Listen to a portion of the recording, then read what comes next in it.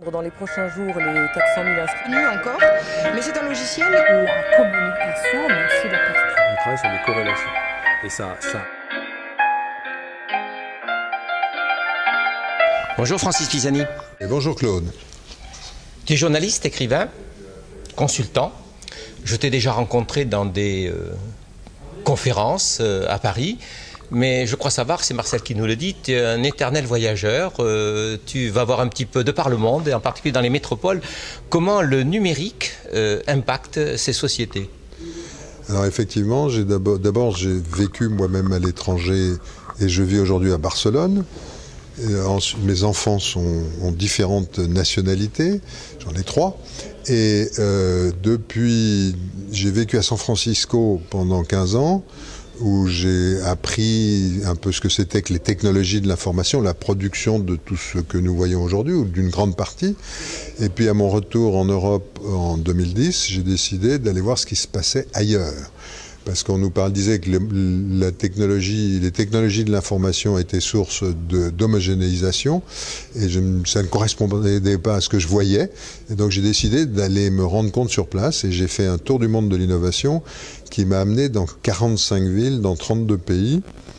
Et maintenant, je continue à voyager, mais je m'intéresse aux villes intelligentes.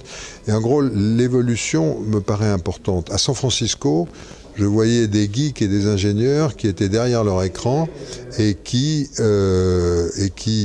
proposaient des choses et les lançaient en l'air et voyaient ce qui se passait. Et puis dans mon tour du monde, j'ai pu voir des gens qui étaient derrière leur écran dans des contextes différents, dans des contextes économiques et sociaux et géographiques différents, mais c'était toujours des geeks qui proposaient des choses. Or, dans les villes, ce qui est extrêmement important, c'est qu'on voit comment les citoyens et les geeks, qui sont obligés de se rencontrer, conçoivent une ville dans laquelle, conçoivent une façon intelligente d'améliorer leur vie, en partie grâce à l'utilisation des technologies, mais aussi en partie grâce au recours aux façons de penser le monde quand on sait comment fonctionnent les technologies de l'information. Alors, penser le monde, ça, grâce aux technologies, avec les technologies, mais pas uniquement du fait des technologies.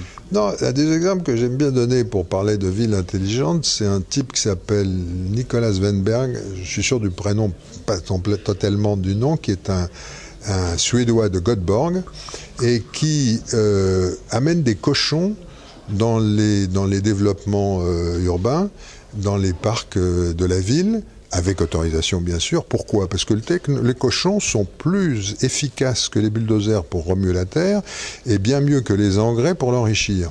Donc il amène ces cochons, il les laisse pendant, je sais pas, quelques semaines, ils tournent la terre, ils l'enrichissent, et ils sont nourris par la population. Ensuite, les gens sèment et ils ont des jardins extrêmement qui marchent très très bien. Donc c'est une façon de créer l'agriculture urbaine, qui est une façon d'enrichir, de rendre plus autonome la ville elle-même ou le quartier en question. Et donc je trouve que c'est une des façons intelligentes de rendre la ville plus agréable à vivre. Donc ça va de ça à ce que proposent les grandes compagnies sur les trucs centralisés, et chacun a ses avantages, ses inconvénients, ses limites, et ça permet d'aborder l'ensemble du sujet, toujours dans la relation technologie et gens, et personnes et groupes sociaux. Alors, la ville intelligente, ce serait donc une façon de rendre peut-être les gens plus intelligents ? Je pense que c'est plutôt dans le sens inverse, c'est-à-dire que les gens qui sont intelligents, surtout quand on leur donne l'opportunité de s'exprimer et de faire, qui d'ailleurs n'attendent pas les technologies pour exprimer et pour faire, pourraient enrichir la ville et la rendre meilleure.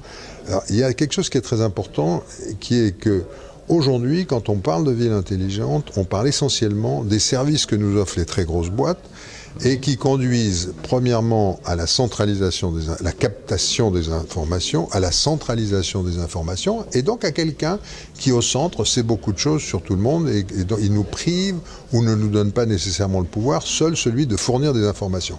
Mais dans l'histoire des technologies de l'information, il y a toujours eu une tension qui est passée de l'intelligence artificielle en 70 face à l'intelligence augmentée, Donc il y avait déjà deux conceptions du monde. Et aujourd'hui, je pense qu'il y a une tension entre centralisation et autonomie sur les marges, avec les gens qui peuvent se communiquer. La communication horizontale est une des caractéristiques, une des forces, et celle qui nous intéresse le plus finalement.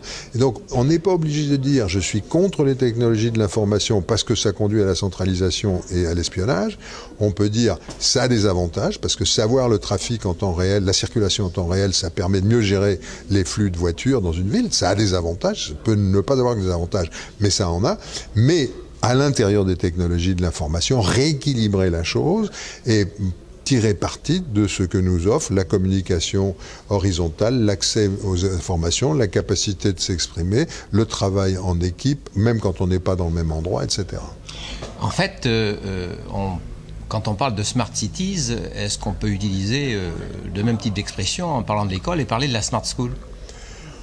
Bon, disons que premièrement, les gens chargés de bien vendre les gadgets et les concepts utilisent volontiers le mot smart qui est court et que tout le monde utilise. Donc on a le smartphone, la smart city, etc. Donc, et comme disait quelqu'un à propos de la ville, qui a envie de vivre dans une ville bête? Donc, comme pour l'école. Comme pour l'école. Donc c'est une image facile à vendre. Le problème, il est comme toujours dans comment on procède. Donc si on adapte ce que je viens de dire sur la ville à ce qui peut se passer dans l'école, je pense que c'est la même tension, enfin pas la même, mais on retrouve des éléments qui sont comparables, avec d'un côté une approche qui est je mets des ordinateurs partout, je mets des tablettes partout, qui dans l'école pose le problème spécifique de la formation des professeurs, mais qui en fait ne résout pratiquement rien en soi. Et le problème spécifique de la formation des professeurs est quelque chose que je connais moins, mais que tu connais mieux, mais qui est essentiel. Et sinon, ce qui est en jeu, c'est comment les enfants, comment les étudiants, comment les jeunes, comment les gens, les apprenants, comme on dit, utilisent ce qui est mis à leur disposition. Ce qui implique un changement fondamental et ce qui est quand je disais penser des technologies de l'information, penser le monde en fonction de ce qu'on a appris des technologies de l'information, ça fait référence très clairement à la notion de hiérarchie, entre autres choses. Pour que l'information circule bien avant, on avait besoin d'un point A passer au chef, qui analysait et qui mandait au point B, et le point A ne pouvait pas communiquer avec le point B. C'était du top-down. C'était du bottom-up pour que l'information remonte, puis du top-down pour faire fonctionner la machine. Et c'était le système le plus efficace. Mais maintenant, la communication horizontale permet à A et B de se communiquer directement et donc de réagir plus vite. Et ça appliqué à l'école, ça veut dire que l'étudiant ou l'enfant peut accéder aux connaissances, et deux, ils peuvent s'aider entre eux. Donc du peer-to-peer, du pair à pair, de l'enseignement ou collaboratif. Et donc c'est des façons de changer les choses. Et j'ajoute un point qui me tient particulièrement à cœur, c'est la notion de piquer la curiosité des gens.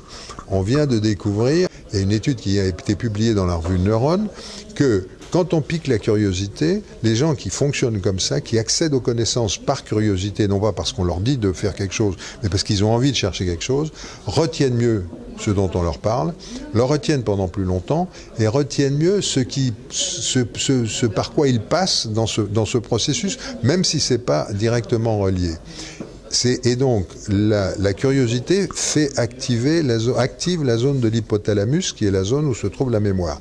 Et deuxièmement, la curiosité stimule aussi des zones du plaisir et de la récompense. Donc, on arrive à recréer la motivation qui est essentiel pour l'apprentissage, et que quand il vient d'en haut, quand c'est de l'éducation qui vient d'en haut, on n'a pas beaucoup. Et alors la formule de ce coach qui travaille beaucoup en Asie, ça consiste à dire « Adieu la connaissance, bienvenue la curiosité ». Dans le même ordre d'idée, le design thinking qui... ici et là, même en France, puisque Paris-Est des schools fait des expériences dans le champ du design thinking. Tu disais tout à l'heure que c'était un mode d'enseignement, un mode d'apprentissage, un mode de progression vers la connaissance qui était intéressant. Alors, absolument. C'est sans doute de tous les exemples dont nous avons parlé le plus détourné, mais pas le moins intéressant.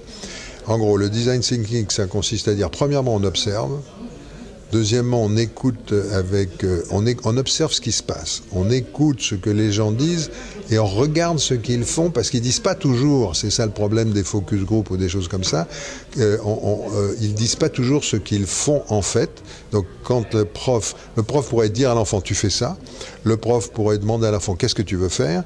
Et le prof pourrait écouter l'enfant et voir comment de fait il opère, pour ensuite répondre à ses besoins, à ses envies, à ses erreurs, etc. Ensuite, de quoi donc on fait ça avec bonne volonté, c'est très important. Empathie.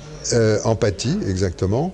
Et la troisième, parce qu'il y a une façon de dire c'est des rats de laboratoire et je vais les observer, etc. Non, on fait ça avec empathie. Et le troisième point, on fait des tests, on fait des pilotes.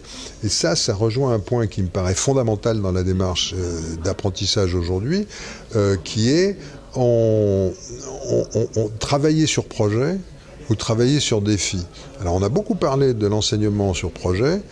Et par exemple, un des exemples que je n'ai pas pu donner tout à l'heure, il y a une école de San Francisco qui s'appelle la Stern School, où les enfants disent « je veux construire un cheval qui marche tout seul », je dis n'importe quoi, et tout le cours de maths, de physique, machin, se fait autour de la fabrication du cheval et des problèmes pratiques et théoriques qu'ils rencontrent. Donc ça, c'est le faire. Et moi, mais c'est pas loin du tout, c'est le passage, moi j'aime beaucoup la notion d'enseignement par défi. Par exemple, je donnais un cours à Sciences Po où j'ai invité les étudiants qui ne connaissaient pas grand-chose au sujet à dresser un index de l'impact des technologies de l'information sur la géopolitique. Donc, on n'avait pas beaucoup de ressources, pas du tout de ressources, on n'avait pas beaucoup de temps. Et les étudiants sont tellement passionnés que j'en ai encore deux. J'ai donné mon cours au printemps, nous sommes le 15 décembre, enfin le 10 décembre, j'en ai encore deux avec lesquels on est en train de finir le projet, parce qu'ils sont enthousiasmés par ce truc, de ce défi difficile. Et donc, curiosité, défi, provocation. Il ne faut pas oublier que innover, c'est toujours désobéir. Et en faisant en sorte quand même que l'on puisse faire. Il faut donc qu'il y ait des acteurs qui soient dans l'action. Absolument. Mais ça fait partie de...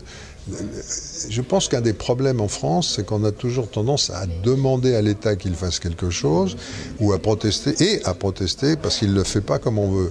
Et toute la logique de cet univers dans lequel nous rentrons, soit strictement dans le virtuel, soit dans l'analogique, c'est que maintenant nous avons de plus en plus de moyens pour faire. Et donc, moi j'avais parlé dans un bouquin que j'ai écrit sur comment le web change le monde, avec mon ami Dominique Piotet, j'avais parlé des web acteurs.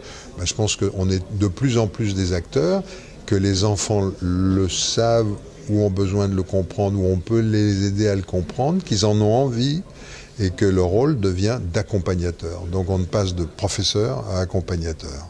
Merci beaucoup, Francis Pisani. Merci à toi, Claude. Martin.